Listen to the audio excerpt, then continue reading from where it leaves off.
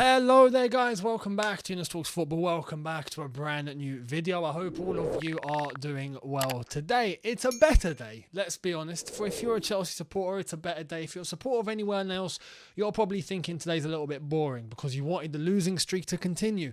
I did say in yesterday's preview that I thought it would have to come to a point where Chelsea just will pick up 3 points. We just will, somewhere. And as much as I thought it was going to be Fulham, it wasn't. I said the same thing for this Palace game, and it turned out to be this one instead. So, you know what? I'll take it. We'll take 3 points. Was it a brilliant performance? No. Was it a disastrous performance? No. It was, I'd say, average. It was that 5, 6 out of 10 sort of performance, right? And that was across the board. Pretty much all the players, maybe except one. I've got one player in mind that I have to give absolute plaudits to, and I will do very shortly. But apart from that, standard stuff, but we get a win. Happy days. Before we get into the review and what went down at the bridge today, I want to let you know, don't forget to give me a follow on Insta and on Twitter. Links are in the description. Follow me on the socials. And much appreciated to all of you that have joined the channel. If you haven't already, feel free, hit that join channel and enjoy the perks. Now let's get cracking. This was a game coming into it. It was the first home game since Gianluca Vialli passed away. So there was a massive tribute before the kickoff with loads of ex-players, John Terry included, Cudicini, Hasselbank, Lusso, even older than that, Hughes. There was quite a lot of the old ones, right, that were there to pay tribute on the pitch with the current team. And that was very fitting. And I looked at that and I thought, look, if that tribute that Chelsea have done does not roar these players up, nothing will.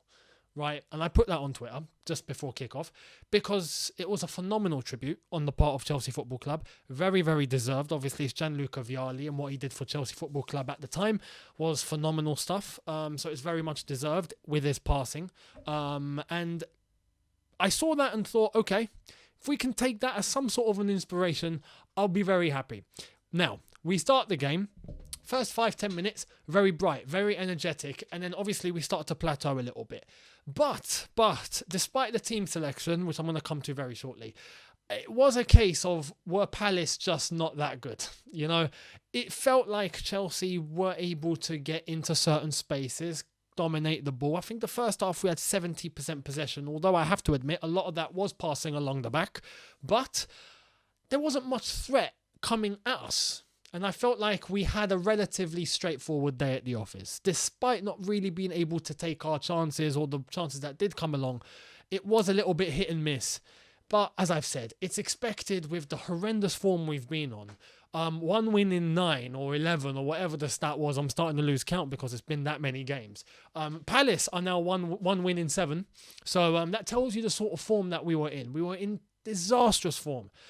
Today is 3 points, and it's just what we need. It's just what we need to maybe try and get some sort of confidence going as we look forward to Liverpool now, which it's going to be a weird game because they're coming down the trenches with us. So the team we decided to go with, Kepa in goal. We went Lewis Hall, left back, Chalobah, right back, a debut for Badiashile alongside Thiago Silva, Jorginho, Chukwuemeka, Gallagher, Mount, Ziyech, and Kai Havertz.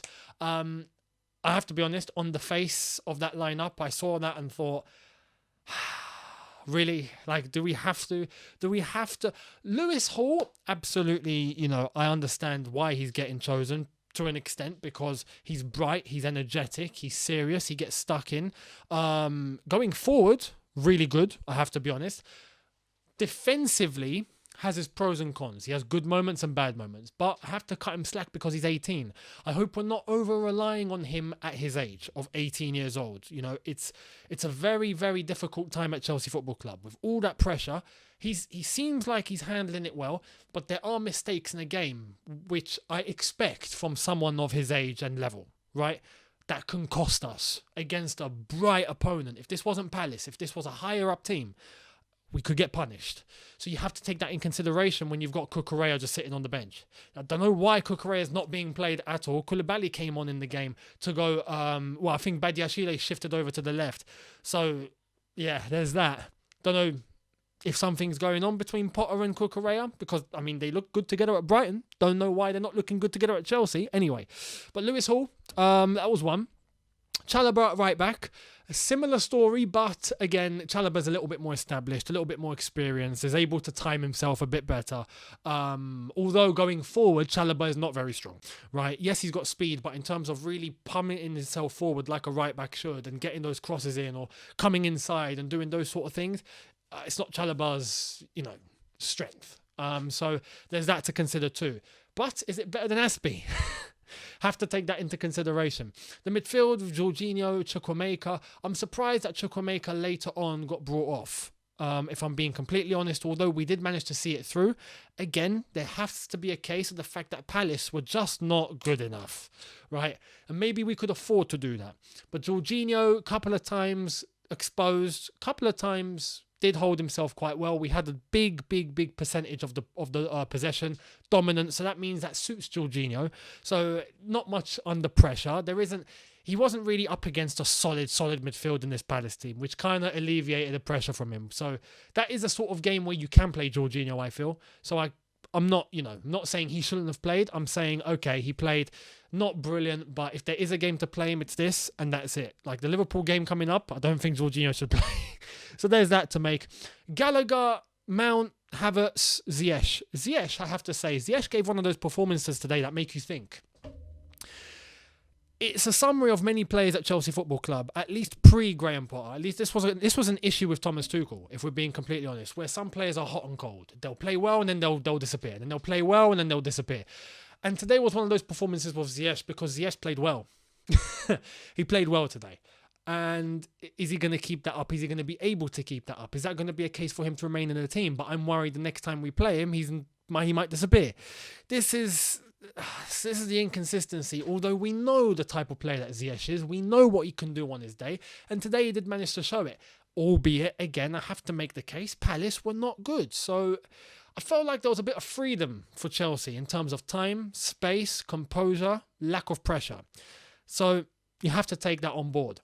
Gallagher, I thought, would be not a good call, not a good pick. And I have to say, in terms of him getting stuck in, I hate to use the term of praising someone just for energy, but I have to point it out. Gallagher showed a lot of energy. But in terms of his output on the ball, what he done on the ball, there were pros and there were cons. There were times where he took too long. There were times where he lost the ball carelessly. There were times where he'd get shoved off very easily. There were other times where he was able to drive with the ball, move into space, get stuck in, win the ball. That was one good thing about Gallagher today, was the amount of times he won the ball off the opponent. So you have to give praise where it's due, and there were some points that I've just mentioned where I'm like, yes, Gallagher being Gallagher. There's not one player in this team that I can turn to and go, yeah, you're consistent. There just isn't. Mount, not brilliant, let's be honest. Not a catastrophe either. Again, there wasn't much pressure put on us. It's not a case where we had our backs against the wall. We didn't. We had a relatively good amount of freedom, and I felt like it wasn't really difficult for these players. The only challenge for us was actually trying to get chances going properly and take advantage of those chances, which we didn't quite do. We won 1-0, but we didn't quite take advantage of the situation as we could have. Albeit, Kai Havertz up top as well. Managed to get the goal, and fair play for that. Overall, could he have got more? Yes. Have to say, there were a couple of chances that were put to him that I'm not going to blame him for. One in particular, I remember Mason Mount's cross into the box, which didn't look like a cross, it looked like a shot. And Kai Havertz tried to head it, and you can't ask him to bury that, no matter how close it is. The ball came at him at 100 miles an hour. You got to be fair. So there's loads of those little things in today's game. Overall, yes, better, positive in terms of our past performances. I would definitely rather us played like we did today. But I felt like Palace didn't do anything. I felt like it was almost handed to us. And yes, we took advantage in the time that we managed to. But I felt like if Palace was stronger, if Palace had a little bit more to them, if Palace had a bit more quality, I felt like there were definitely portions in that game where we would have paid the price. We weren't as tight defensively as we should have been, except for the one player that I've not mentioned that I said I was going to mention at the beginning of this video later on, Thiago Silva. He's the one man that I can turn to and go, yo, you are consistent, you're solid, you're class, you're always there every game. I've got nothing wrong to say about Thiago Silva. And I don't understand why we can't get everyone on the same sort of level as a Thiago Silva, especially with his age, his output, and what he's doing. It's unbelievable. Fair play to Kepa today. There was quite a few shots, especially from distance, that he managed to pull saves off. And if he didn't, we could have been in trouble. We could have been in trouble. So fair play to Kepa. But as I've said, apart from Thiago Silva, it just feels like everyone is still operating at about 50%. You know, as I've said, today wasn't immense. It wasn't fantastic. It wasn't the best performance. It's a win, and I'll take it. And I said this in the preview. It's the sort of performance I expected. I expected us to be maybe a bit better. I expected us to be showing the same loopholes, the same problems, but the quality individually that we have, I felt like would just be a bit too much for Palace. You know, we're not, as I've said, we don't have a team full of useless degenerates. We don't. We have players that can do something. Individually, they are good footballers, right? So you've got to take that into consideration when you play a team like Crystal Palace, where you just look at the quality and the way that they're playing at the moment. They're in a bit of a downward slump, and you think, we're almost just going to win by default. That's the sort of vibe that I had going into this game. And to be fair, as I've said, we got 3 points. That's the most important thing. Now, can we carry that forward? Can we actually build upon this? Normally, you'd think, yes. Now, we're playing Liverpool, which is going to be a bit of a weird one, and I'll go into more detail when the preview comes along. But Liverpool are a team with problems at the moment, much like us. Not quite like us, but much like us, if you know what I mean. And are they going to awaken, or are they going to struggle like we've been struggling, and maybe there's a way for us to take advantage of the situation? They're probably looking at it from the same lens, thinking this Chelsea team are in tatters. Maybe we can bounce back. It's going to be an interesting dynamic for a Chelsea-Liverpool game with both teams struggling this badly. I don't quite know how it's going to end up, but the preview will come to that the day before. Overall today, though, look, bit better, bit positive. We got a win. There wasn't much threat coming at us.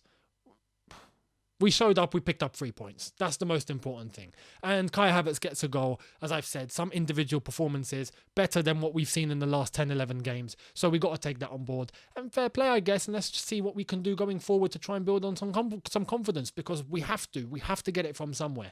I don't want this to be a result like Bournemouth, where, yeah, we win, and people are like, oh, okay, yeah, we're back on track, and then lose. Like, no, we can't have that. Cannot have that. So I hope it's not one of those situations, because as I've said, just like Bournemouth were not good enough, I don't feel like Palace were good enough, and we have to be realistic. But it's a start. You can only play who's in front of you. Chelsea done that today, got 3 points, happy days. So I feel like that's a fair analysis of the overall game today. We'll see what happens with Tottenham Arsenal. That's going to be an interesting one. Liverpool have dropped. Brentford managed to pick up 3 points. So I know Liverpool have dropped into 9th, if I'm not mistaken. And that means that Chelsea are 3 points behind Liverpool now. So it's Chelsea in 10th, Liverpool in 9th.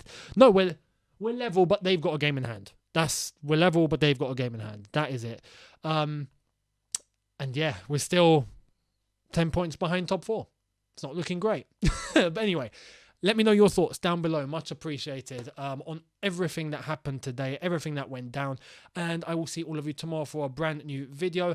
There obviously was the official announcement of Mudryk during the game. What a weird time to announce that deal. Mudryk has joined on an 8.5-year deal. I mean, that's ridiculous. That's not a contract. That's a jail sentence. We've sentenced him. If you're talking about the money and the length of the contract, you can probably understand why it's that much and why it's probably worth it if he comes good. But it's one hell of a contract. And I'm not sure if that long of a contract is a good idea, because you're kind of forcing yourself to be stuck with the player if something were to go wrong. No one's going to buy out that sort of contract. So it's a risk, but we'll see what happens. There's quotes about saying that many fans reckon that he's a future Ballon d'Or winner. We heard that about Kai Havertz, didn't we? So we got to take this into context, guys. Anyway, let's wait and see what happens with Mudryk. Welcome to Chelsea. And yeah, we'll get into more analysis probably tomorrow into that deal and the ins and outs and what I think now. So yeah, I'll see all of you tomorrow for a brand new one. Thank you all so much for watching. Hit the subscribe button if you are new. Hit the notification bell to be notified once I've uploaded. Smash like button if you've enjoyed this. I will see all of you tomorrow. Have a good one, people. In a bit, take care and peace.